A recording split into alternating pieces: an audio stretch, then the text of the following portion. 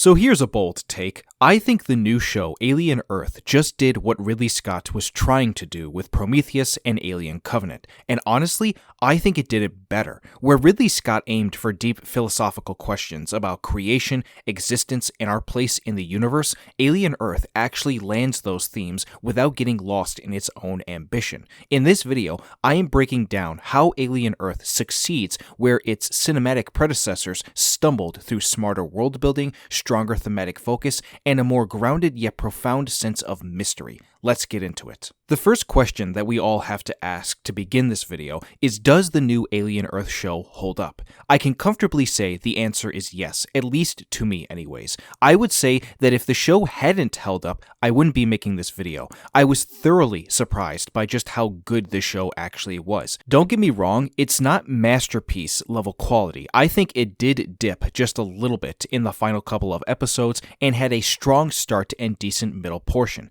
but it's very good and unique to a universe that, at least on the big screen in television or movie form, we don't see this side of the franchise all that often, if at all. We follow new and different kinds of characters, go to new locations on Earth, world build on stuff that seems all new but familiar at the same time, and get a look into the world of the politics and corporations that infect the planet with how it's ran. It is able to do all of this while simultaneously being a fantastic alien and monster horror show. I was extremely fascinated by the way that the xenomorphs are utilized in the show, along with the other several new alien species that are introduced. I was slightly worried before the show had come out that it wasn't going to give these aliens a big focus and focus more on the human and synthetic stuff, but I was definitely wrong there, and that's all due in part to the great showrunning of Noah Hawley. This is actually the first time I've experienced any of his work. I've never seen Fargo, and I've never seen Legion when it comes to TV, but now that I've gotten a taste of it,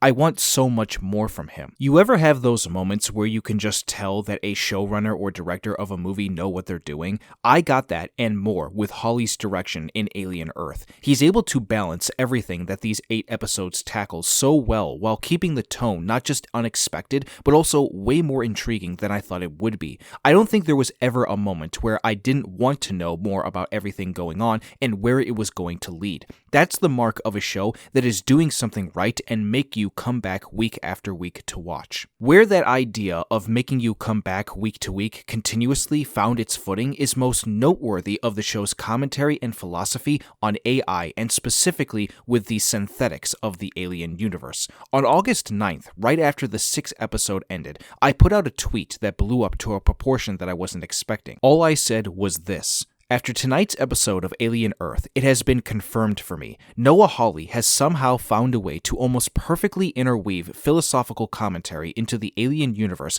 way better than Ridley Scott was trying to do with Prometheus and Alien Covenant. This tweet blew up, even somehow without even having a verification badge on my profile. Regardless, the fact that a lot of people were influenced by this post shows that I did make a point that struck a chord with so many who has been watching the show for weeks like I have been and were fascinated by this element of the story. The crux of this core component of the AI narrative has to do with the synthetics, cyborgs, and the hybrids. The hybrids get the main part of the focus, given that these characters are young adult-oriented bodies, but have childlike minds inside of them. These hybrids help to ask a very important question. If a person lives in a synthetic body with memories, emotions, and a past, what makes them human?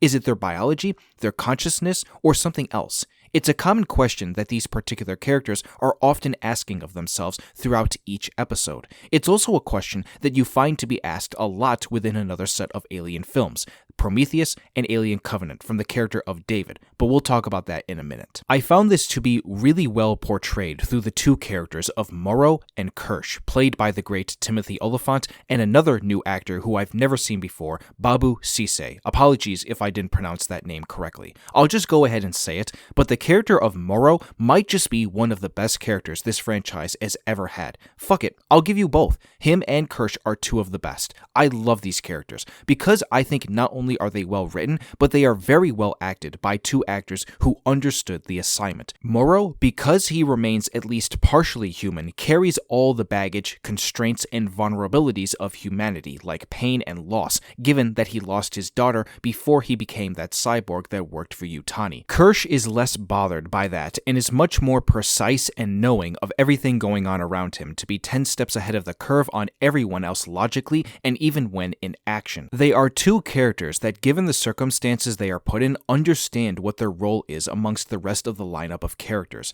I could watch these two for days, and my hope is that in season 2 we do see them both return. It's even cool that Noah Hawley plays around with these questions of the ethics behind these hybrids and cyborgs existing in the first place, given who created them. A trillionaire named Boy Cavalier, played by the actor Samuel Blenkin. I haven't seen this guy in anything before, and he really impressed me with just how snobby but also totally on point that he was. His character is actually spot on with how much power he wields and how he acts using it. He's basically the quote-unquote ethics problem that arises beyond the morality that many of these characters that we follow are questioning a lot. These corporations, especially Prodigy, that is owned by Cavalier, are betting on synthetics, hybrids, and cyborgs as forms of immortality and dominance over their competition. Essentially, which company wins could decide who has power in the future of humanity. One of my favorite scenes in the entire show was when Cavalier and Yutani have the meeting about how he would exchange the alien specimens that he captured that were owned by her. Two megapowers of corporate dominance fighting each other politically and financially about something that they clearly can't control is very poetic and well written all at the same time by Noah Hawley.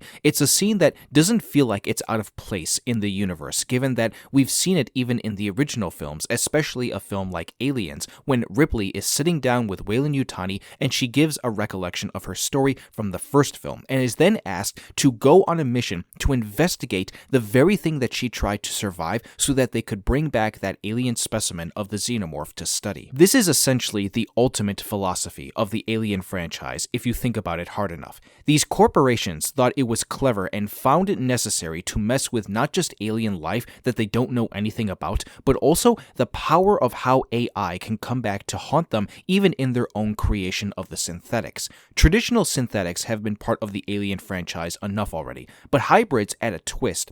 Artificial bodies added to a real human consciousness raises all new philosophical questions. Questions that clearly someone like Boy Cavalier was too in over his head to find the answers to, because again, he didn't realize how much control he didn't have over his very creation that he wanted answers from. His role in this, when connecting it to the aliens, is also very cool. He really did think that he was getting somewhere with the eyeball alien, or whatever its official name is, because he realized that this particular alien was from an extremely intelligent species. He couldn't control his own synthetics, and he couldn't control the aliens that he captured. Pretty much par for the course in most science fiction franchises when it comes to this kind of cliche. This eyeball alien is responsible for so much of the damage caused in this season, and that's because it's very smart, and I love that Noah Hawley also wrote these creatures that way, specifically this one. It's a good way to add risk and conflict, given for the most part these aliens are locked up for a majority of the episodes and don't really go anywhere until they are basically let out by the hybrids in the last couple of episodes. At its core, the Alien franchise explores the consequences of creation,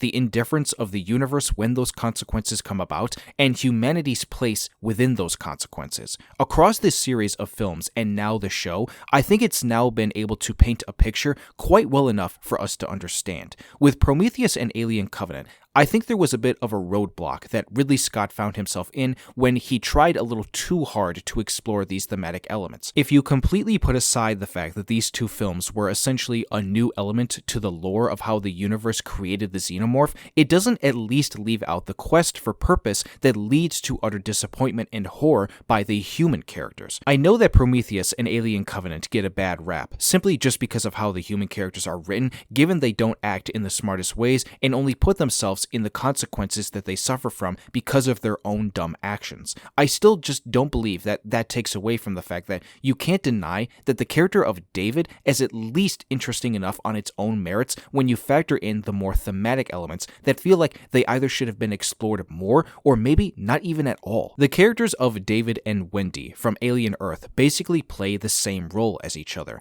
David is fascinated with life and creation and begins to form his own twisted ideology around it that leads to a disdain towards humans, which led to the downfall of our core group of characters in Prometheus as well as in Alien Covenant. Like how corporations like Weyland-Yutani can believe that they are creating something perfect in the synthetics that are commanded to do whatever they want, they start to find out that it's not all that simple. Humans, in the eyes of David, are flawed creators, and I find that it's also even more poetic that once he and Yutani find the creators of the humans with the engineers, they too are also flawed and attack back. Wendy also found out quick enough from her own creator as well. Boy Cavalier, as this trillionaire boy genius, simply was not good enough to understand what he was getting into. Like all the other main creators that this franchise has explored, every single one of them has their own problems. But I think where Prometheus and Alien Covenant struggled is that Ridley Scott, in a lot of people's eyes, was playing around a little too much with it, especially from a religious perspective. Alien Earth feels simple enough for just about anyone to understand the point that the narrative is trying to get across to us, the audience. Wendy, like David, is able to develop ambitions beyond what Prodigy and Cavalier intended of her, perhaps to redefine what hybrids are, or to carve out a new order/power structure that elevates hybrids above humans and the competition of other companies who wield the same power as Prodigy does. Instead of a singular perfect organism ambition, Wendy's path could be more about coexistence, or about resisting the kind of cold perfectionism that Boy Cavalier was looking for, and could create and then go on to have multi-layered conversations. More than anything, I just really am happy that Noah Hawley was given the reins on this series to basically explore this stuff in the first place. Where an executive at Hulu and Disney and 20th Century Studios could have told him to just make this a more generic-looking alien show without the deep complexities of the themes he was exploring, I think that it was the right choice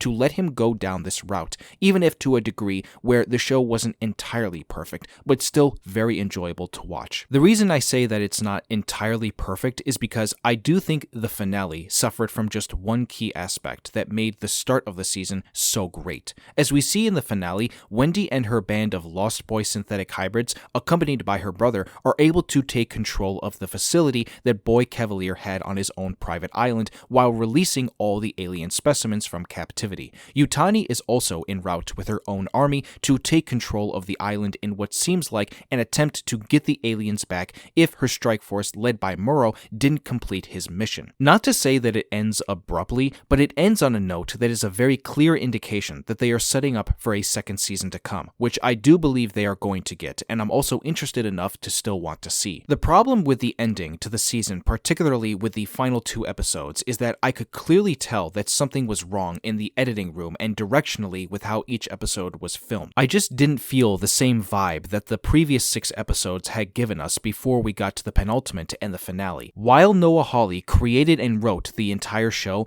I also feel like maybe he should have directed it a little bit more than he did. Episode 5 is arguably the best episode in the whole season, and that's one that he directed, and you can tell. I think it would have been better if he had directed either the last 2 episodes or just the finale. I basically just felt off with something when it came to the way that the scenes were directed in the final 2 episodes that lowered my score on the show just a little bit. I'm not exactly sure where this is going to go for a second season, but I would have to assume that whatever does happen in it is probably going to be the end of this story. I'm not really sure how long you could keep this going without it potentially interfering with the rest of the canonical timeline before we get to the original Alien film, given Alien Earth takes place right before it. I'm not a die-hard and hardcore fan of this franchise as much as I love the universe, so I'll leave it to you, the fans and hardcore people, to lay it out for me if you think that it should only get one more season leading into the first original film. I was just so fascinated to make this video because in my heart of hearts, I do think that films like Prometheus and Alien Covenant suffered just a little bit from what Ridley Scott was trying to do, as much as I applaud him for trying. I think Noah Hawley took inspiration from that, put it within his own style of writing, and really did something that made for such a fascinating show to really make you ask questions. At the end of the day, That's what makes for great science fiction, and I felt that we got it just enough with Season 1 of Alien Earth. And there you have it. That is my commentary and analysis. Just so it is clear, if you are somebody who did enjoy Prometheus and Alien Covenant through the lens of the conversation in this video, I wasn't trying to disregard that. I personally really enjoy Prometheus. This video is only meant to be a conversation around both of those films. But what did you all think of the show if you've seen it fully through? And finally, taking into consideration what I talked about in this video, what in your mind was the most fascinating aspect of the philosophy and thematic elements that it was exploring? Leave your comments down below with your answers. Thank you all for watching. If you did enjoy the video, hit the like button, subscribe if you are new here, and please turn on that notification bell. I'm trying to build an awesome film community on here, and your support would be appreciated. That's a wrap, folks. I hope everyone here has a wonderful rest of the day, and I will see you all soon for the next video.